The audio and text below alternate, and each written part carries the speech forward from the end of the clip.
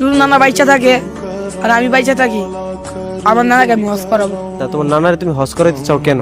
আমার জীবনে আমি সবচেয়ে ভালো পাইতে পাইছি আমার নানার কাছে। তোমার নানা কেমন ভালোবাসে তোমার? তার নিজের 24 ভালোবাসো, তুমি যতটুকু জানি। নানা কি বেঁচে আছে? আছে ভাই। নানার কোন স্মৃতিগুলো তোমার সবসময় মনে পড়ে? ওই যে বাজারে গিয়ে লুঙ্গি ধরতাম, 10 টাকা দাও, 10 টাকা দিলে 20 টাকা দিত, আর যে সময় না থাকতো দরকার পড়লে বাকি হইলে দিয়ে দিত। ভাই এই কথাটা মনে পড়লে ভাই, সেই নানারে কতদিন যাবত তুমি দেখতে পাও না? এই প্রায় 3 মাস 4 মাস। নানার কথা মনে পড়ে প্রায় সময়? ভাই আমি চাই নানা তুমি সুখে থাকো, আর কোনো সমস্যা হইলে বলতে পারো এই ভিডিওর মাধ্যমে। তোমার নানারে কি তুমি দেখতে চাও?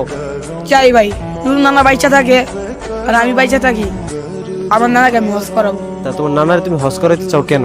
কারণ ছোট থেকে দাদার ভালোবাসা পাই নাই। দাদা আমি হওয়ার 1 বছর পরে মারা গেছে ছোট থাকতেই।